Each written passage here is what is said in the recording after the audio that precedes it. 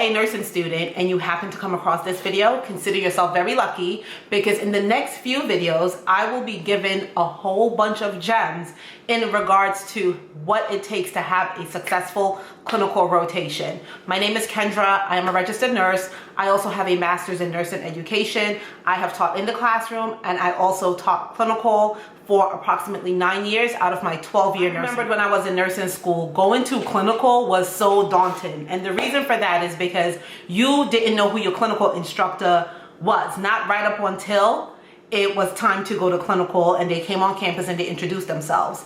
Now, some clinical instructors, I'm sorry to say it, I'm just gonna put it out there, usually have it out for students.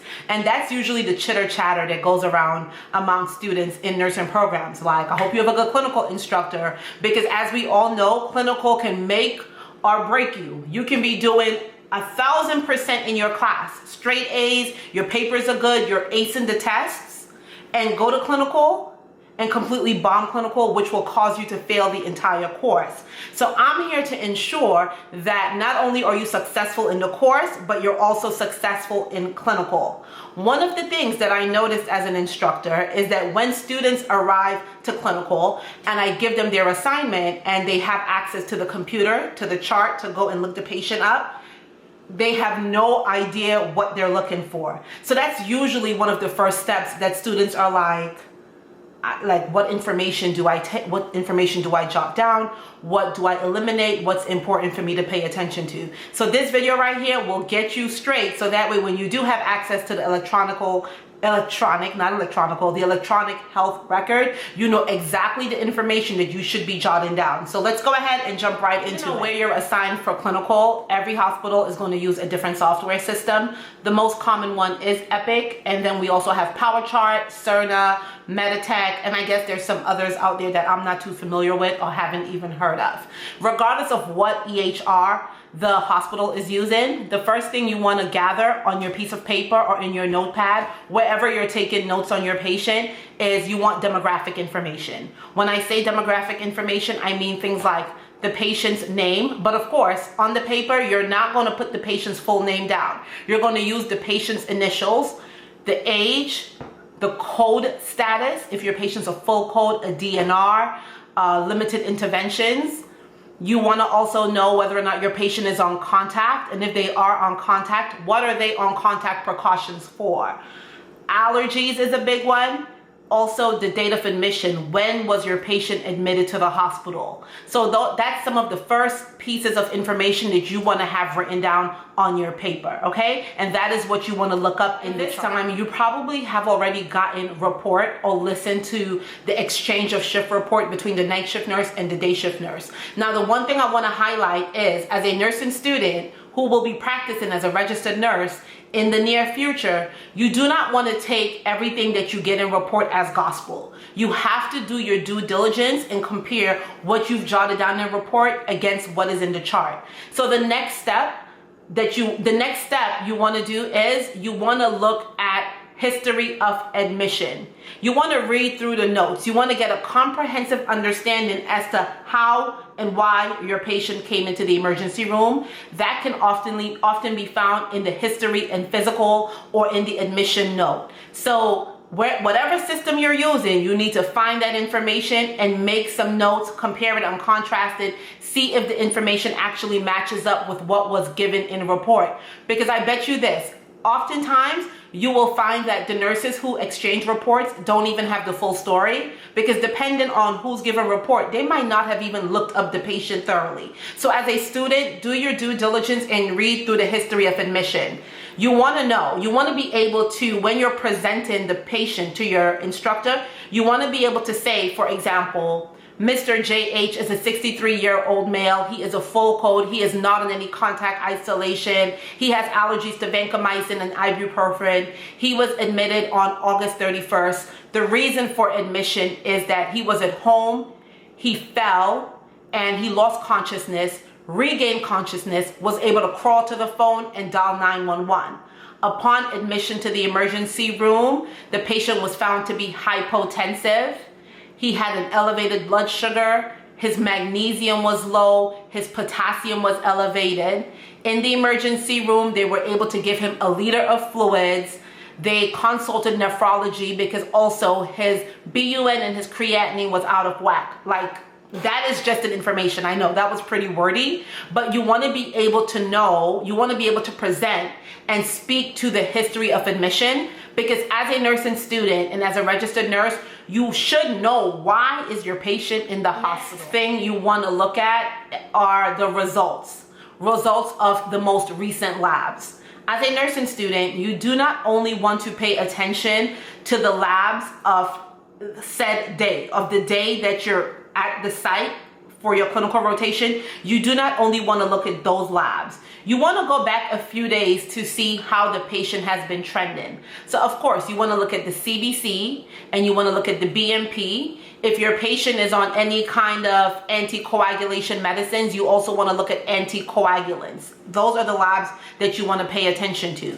You want to look at trends. You want to see, for example, okay, my patient came in. When he or she came in, the H&H was low. The hemoglobin and the hematocrit was low. The patient received 2 units of blood transfusion, and over the course of these 5-day stay, the hemoglobin and hematocrit remained within normal limits, or the patient had a dip in the hematocrit 2 days ago, or a dip in the hemoglobin and needed a 3rd transfusion, and as of today, this is where we are. So you don't only want to pay attention to the labs for today. You want to look and see how has your patient been trending. Same thing for potassium, things like, or not even just potassium, your electrolytes in general. You want to look at your current electrolytes, but you also want to take a look to see how has the patient been trending throughout their stay. For example, if the patient came in and they had a low potassium of 2.4 and they received several runs of potassium, you want to see how the patient is responding. You want to be able to speak to that, like, okay, she came in, she received 3 runs of potassium, the potassium dipped again, then this was done, so on and so forth. You want to have a good comprehensive idea of your patients, the course of the patient's stay, and what their labs look like.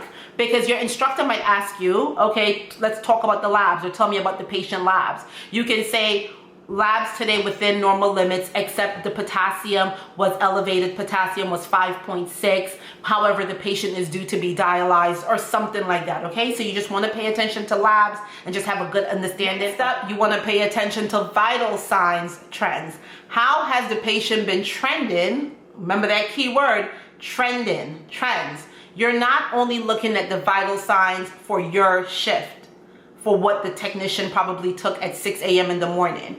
You want to look and see, okay, throughout the night, throughout the past 5 days, how has my patient's vital signs been trending?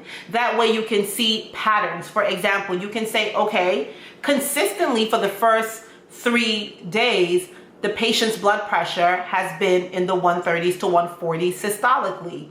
But this morning, it was 77/40.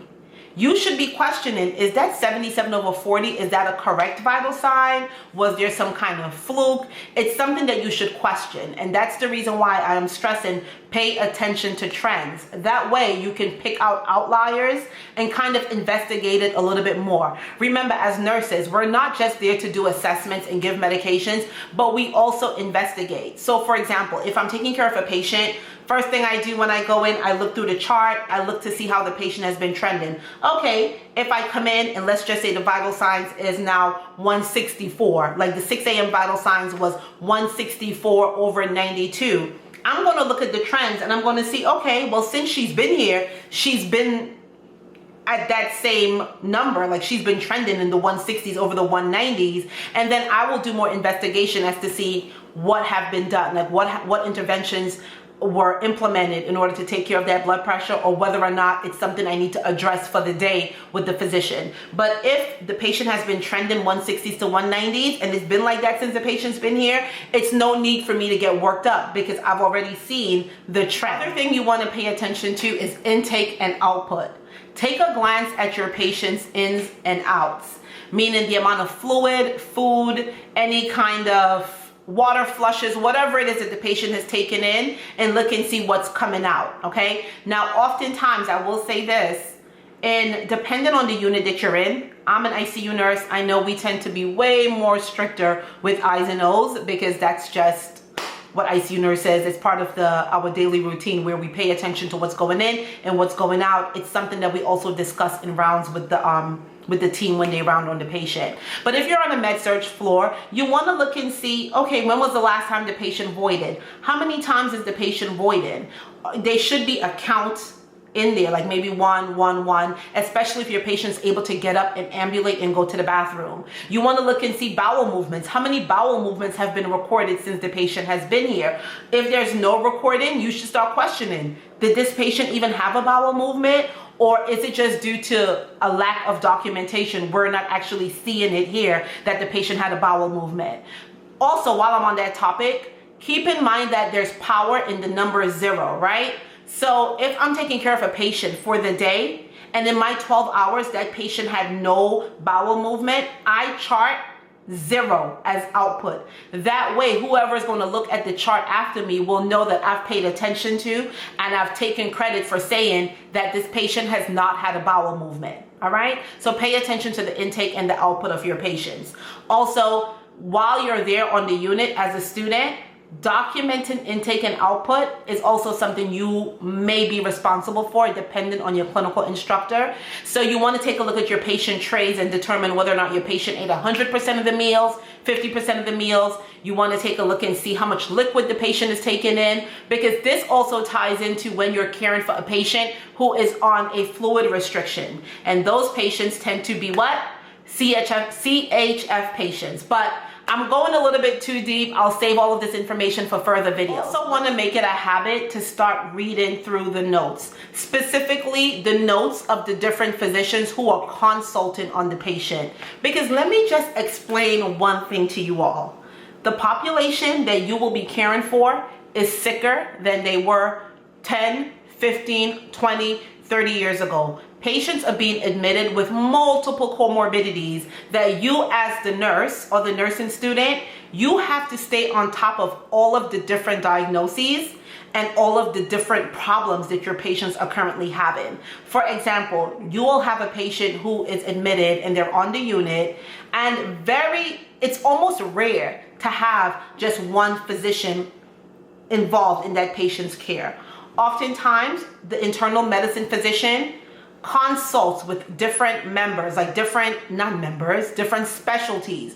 For example, if the patient had a large bump in their creatinine and their BUN, and it's been happening for a few days, the internal medicine will consult who? Nephrology. So as a nursing student, you want to read nephrology note and see what nephrology is recommending for that patient. Your patient, while there, might have also had, who knows, an abnormal EKG. That's new. It's the first time the patient's having this abnormal EKG. The internal medicine doctor will consult cardiology. So you also want to read cardiology note. So that way, in case your instructor says, okay, your patient's BUN and creatinine is elevated, what's happening with that? You would have read the nephrologist note and you can say, nephrology saw the patient. They're not recommending any dialysis or intervention at this time. They're just saying that we're going to continue to monitor the patient. Simple, right? So just make sure as a student that you become familiar with combing through the chart and reading the notes of the different specialists. Now, not only do you want to read the notes of the different consultant physicians or the different specialists, you also want to read the notes of the other disciplines. Disciplines I am talking about are, sorry, I drew a blank. You want to read the notes of the physical therapist if your patient has had a physical therapy consult. Occupational therapy. If your patient has had a speech therapist following them, you want to read the notes to see the recommendations. Nutritionist, also case management notes. You want to read to see exactly what's going on, because as we know, case management usually handles discharge from the hospital and what's going to happen to the patient after discharge. Will the patient be going to a rehab facility? Is the patient going home? Are there any social issues that you as the nursing student caring for that patient needs to be aware of? You might have a patient in the hospital where all of their medical issues are resolved and they're essentially stuck in the hospital because there's nowhere to place them. Some patients have insurance issues. Some patients might be from a facility and the facility is like, we are not taking that patient back. Or family members are like, we can't care for this patient at home. So the patient is usually stuck in the hospital until case management, social work, and the physician can come up with a comprehensive, safe discharge plan for that day. One of the biggest pieces of advice that I have for you as a nursing student is whatever you read in the chart, please, as far as assessments are related, please do not copy down another person's assessment and pass it off as yours. Because I've seen in my history of being a clinical instructor, and this is to no fault of the student because I don't think they quite understand or understood exactly why they're combing through the chart, which is the reason why I did this video. But I've seen students jot down the emergency room doctor's assessment, and when we go over the patient in rounds, they're reading to me the emergency room physician's assessment, and I'm like, that is, when I tell you let's discuss the patient's assessment, I don't want for you to jot down what the emergency room physician or what the internal medicine physician wrote down for their assessment, because it's quite different. What they do is considered a complete physical assessment, head to toe, all of that. Like, it's way more in depth, and I can tell that it's not the assessment of a nursing student. So as far as like copying information from the chart, of course, jot down recent vital signs, how the patient has been trending, jot down the most recent labs, as well as how the patient has been trending regarding those labs. But please, please, please, I can't stress this enough. When you have to present your patient to your clinical instructor, do not use someone else's assessment, not the previous nurse, not the physician who also assessed the patient. That's their assessment. You're going to perform your own assessment. And while I'm on the topic of assessment, the next future videos I'll have coming, I'll probably do a series. It's going to be geared specifically for nursing students, as far as how to successfully assess your patients and present your patient to your clinical instructor. So that is all for today. I hope this video adds value to your nursing student career, your nursing student journey. Please drop me some comments. Let me know if there's any specific topics you want for me to discuss as far as nursing students in clinical rotation. And I will see you all in the next video. Thank you all for watching.